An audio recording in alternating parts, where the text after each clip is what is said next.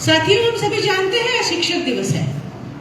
शिक्षक दिवस डॉक्टर राधाकृष्णन जी की जयंती दिवस को मनाया जाता है। शिक्षा ये एक शाश्वत सत्य है। कहते हैं जब से सृष्टि का निर्माण हुआ है तब से शिक्षा का सृजन हुआ है। शिक्षा मनुष्य की प्रगति का द्योतक है। शिक्षा वो बैरोमीटर है जो समाज के चिंतन को प्रदर्शित करता है। आज वर्तमान में शिक्षा हम सबके सामने एक चुनौती के रूप भी लेकर सामने आया हुआ है। तो शिक्षा के सारे पहलुओं पर जब हम बात करते हैं तो सबसे पहले शिक्षा के महत्व को जानते हैं। साथियों, शिक्षा का अंतिम महत्व क्या है? महत्व है कि शिक्षा से विकसित नागरिक तैयार होकर हम राष्ट्रीय चरित्र का निर्माण करें। तो राष्ट्रीय चरित्र का निर्माण शिक्षा का मूल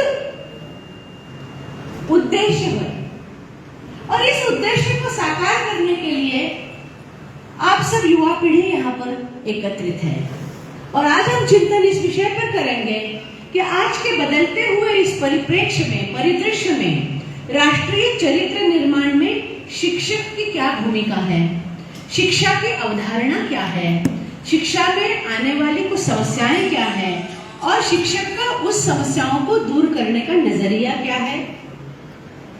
हम सबको यह अटूट आस्था है कि आने वाला युग ये भारत का युग है।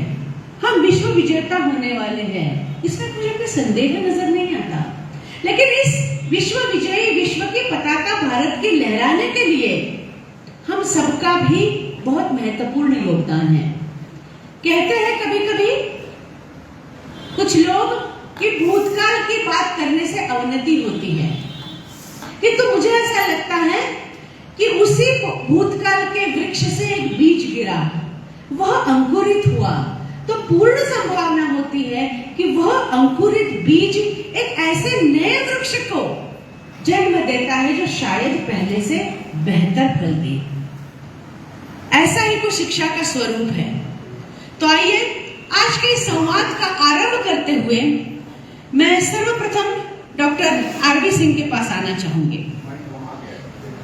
आरबी सिंह सर को मैं सर्वप्रथम इसलिए बुला रही हूं क्योंकि सर का अनुभव, शिक्षा जगत का अनुभव हम सबसे अधिक है। ज्ञान कि वो एक प्रसिद्ध ऐसे प्रतिष्ठान है।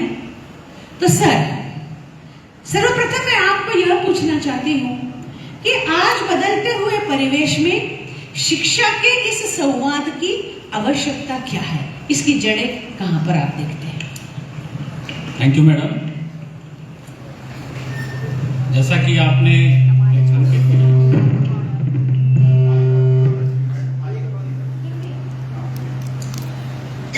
शिक्षा के महत्व को आपने रेखांकित किया। शिक्षा अनादिकाल से महत्वपूर्ण रहा है।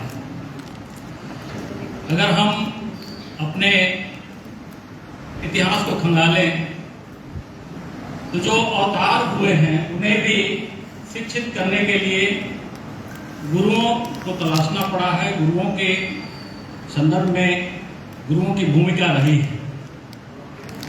जैसे अगर हम बात करें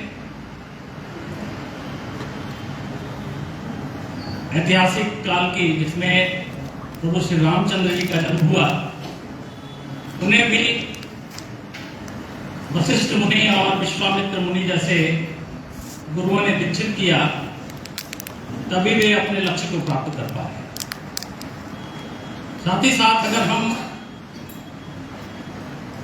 अवतार पुरुष श्री कृष्ण की बात करें तो उन्हें भी गुरुकुल में जाकर संदीपनी ऋषि से दीक्षित होना पड़ा और फिर वे इसी के बदौलत एक परिपूर्ण व्यक्तित्व बन पाए। तो अनादिकाल से शिक्षकों की भूमिका रही है, गुरुओं की भूमिका रही है, तभी ये सृष्टि अच्छा से बेहतर बन पाई है।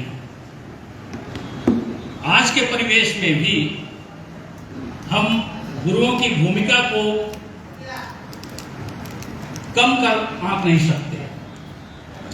गुरु की भूमिका पहले भी थी, आज भी है और भविष्य में भी रहेगी। आज के परिवेश में अगर हम देखें